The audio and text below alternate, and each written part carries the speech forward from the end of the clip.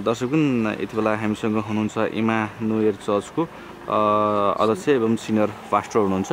उहाँसँग चाहिँ आज क्रिसमस डेको अवसरमा के कसरी मनाइँदैछ भन्ने सन्दर्भमा चाहिँ उहाँसँग चाहिँ जोडिन पुगेका छौँ। सर नमस्कार, स्वागत छ यहाँलाई। स्वागत छ हजुरलाई पनि। अलिक चर्को बोलिदिनु होला है माइक। हजुर स्वागत छ हजुरलाई पनि। आज क्रिसमस डे छ। सबैभन्दा पहिला त यहाँलाई धेरै धेरै शुभकामना छ यस अवसरको। के कसरी मनाइँदैछ सर यो पर्व? वास्तवमा क्रिसमस डे मनाउनुको मुख्य कारण चाहिँ के हो? यो हिन्दू धर्महरूमा दसैँ तिहार माने जस्तै ठुलो पर्वको रूपमा मानिन्छ, पक्कै पनि यो क्रिसमस डे आज चाहिँ कस्तो रूपमा चाहिँ मनाइँदैछ यो क्रिस्चियन धर्मावलम्बीहरूले यो पर्वलाई? हुन्छ, हजुरलाई धन्यवाद छ। जयमसी। विशेष गरी जसरी हिन्दूहरूले दसैँ तिहार मनाउँदै एउटा उत्सव र खुसियाली मनाउँछन्, तर हामीले चाहिँ यो क्रिस्चियनहरूले मात्र मनाउने चाड होइन, यो संसारभरि भएका मानिसहरूले मनाउने चाड हो। किनभने यो चाड चाड होइन, यो चाहिँ उद्धार र मुक्तिदाता ख्रीष्ट येशूको जन्म भएको दिन हो यो।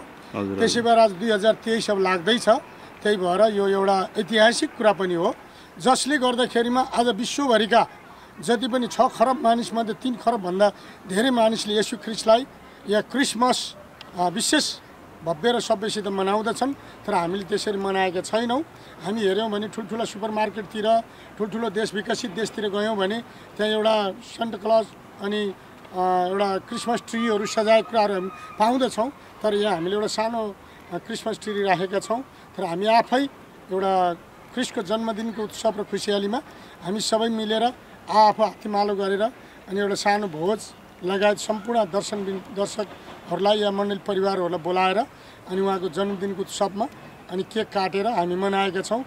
विशेष गरी आजको दिन भनेको येशू ख्रीष्ट चाहिँ यस पृथ्वीमा पापीहरूलाई क्षमा दिनको लागि, उद्धार र मुक्ति दिनको लागि ख्रीष्ट येशू जन्मनु भएको छ। त्यसै कारण हामी यो चाडलाई चाहिँ मेरी क्रिसमस भनिन्छ, जसले चाहिँ येशू ख्रीष्ट चाहिँ तपाईँ र मेरो पाप धुनको लागि, पाप हटाउनको लागि, श्रापलाई आशिषमा परिणत गर्नको लागि, पापलाई हटाएर अनि उहाँको धार्मिकतामा अगुवाई गर्नको लागि आजभन्दा 2000 वर्ष पहिला आउनुभएको कुराहरू हामी पवित्र धर्मशास्त्रबाट पाउँदछौँ। त्यही अनुसार हामीले आजको यो छोटो सानो चाडहरू हामी बनाएका छौँ। यसको लागि हजुर आइदिनु भयो।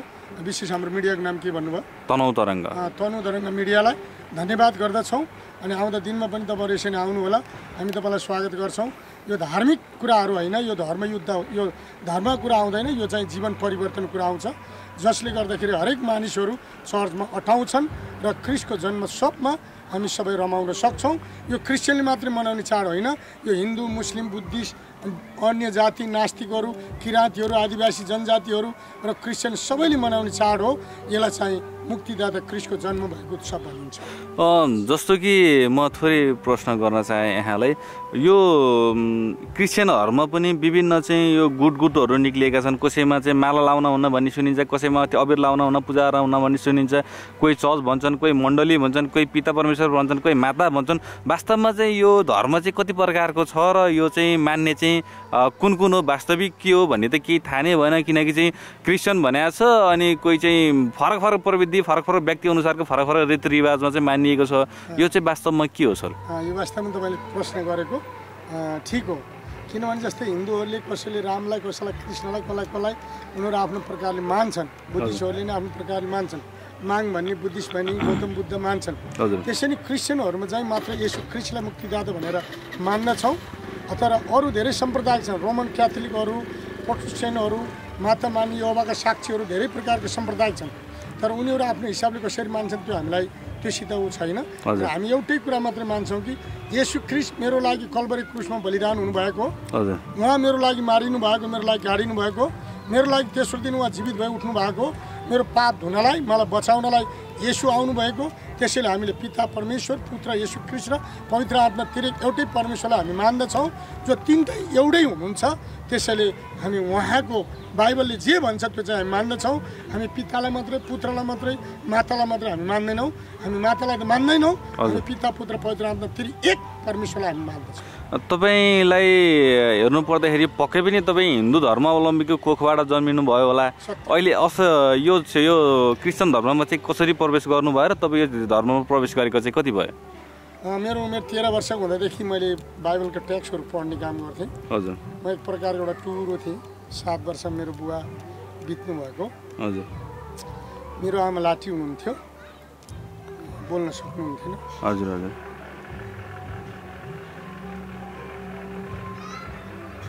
माफ गर्नु होला, मैले अलिकति चाहिँ पारिवारिक सन्दर्भको प्रश्न पनि गर्न चाहेँ, किनभने हिन्दू धर्ममा जन्मिएर अन्य धर्ममा प्रवेश गरिएका अधिकांशहरू हुनुहुन्छ, त्यस्तै यो क्रिस्चियन धर्ममा प्रवेश गर्ने पनि अधिकांश हुनुहुन्छ। त्यो कारणले मैले यो सोध्न चाहेँ, माफ गर्नु होला यहाँलाई।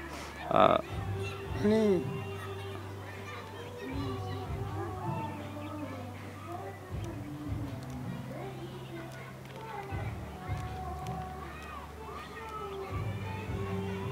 अहिले माता पिता जब टुर अवस्था थियो, हजुर हजुर अनि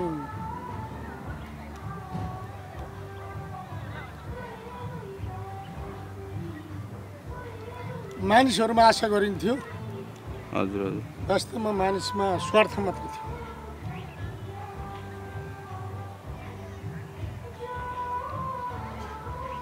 ठिक छ, माफ गर्नु होला।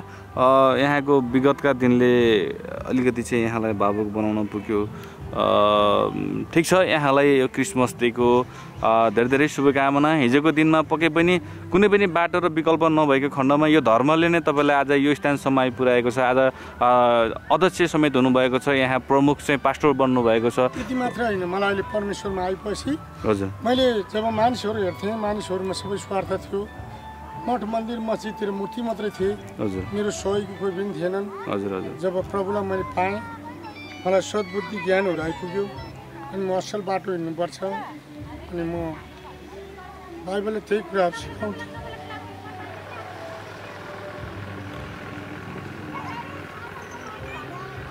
पक्कै पनि दर्शक पनि यो आँखामा बगिरहेको आँसु भनेको एउटा मन र भावनासँग जोडिएको छ।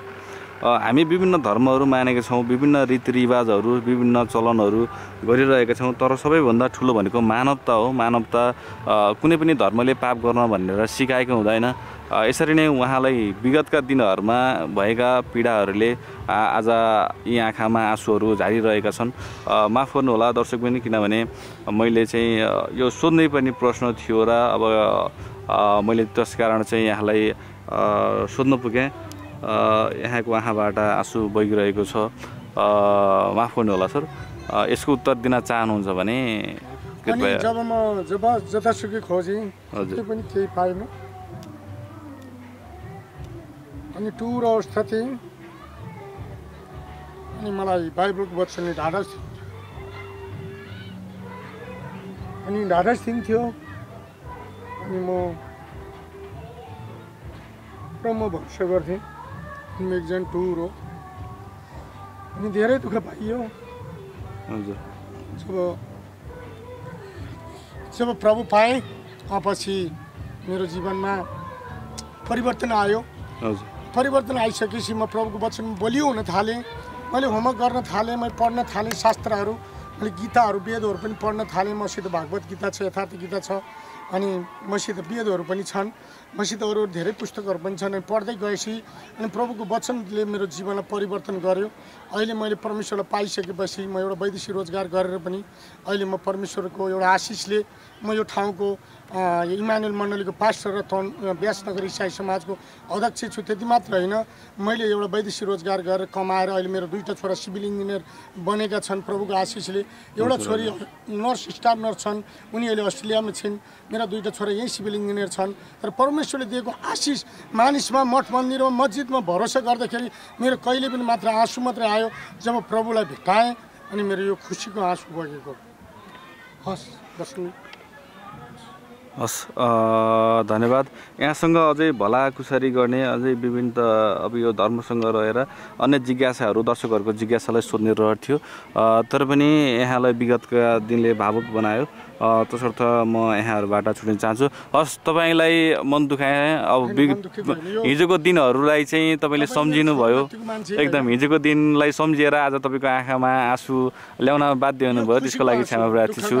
हजुर हजुर हजुर। किनभने म हिजो दुःखमा थिएँ, मानिसमा हेर्दाखेरि मात्र स्वार्थ थियो। हजुर मठ मन्दिर मस्जिदमा जाँदा पनि मात्र मूर्तिहरू मात्र थिए। हजुर न ती चल्न सक्छन् कि न बोल्न सक्छन्। हजुर मैले उल्टो चढाउनु पर्ने मेरो जीवन त एउटा अनिकालमा थियो, एउटा टुर अवस्थामा थियो, एउटा अभावमा थियो।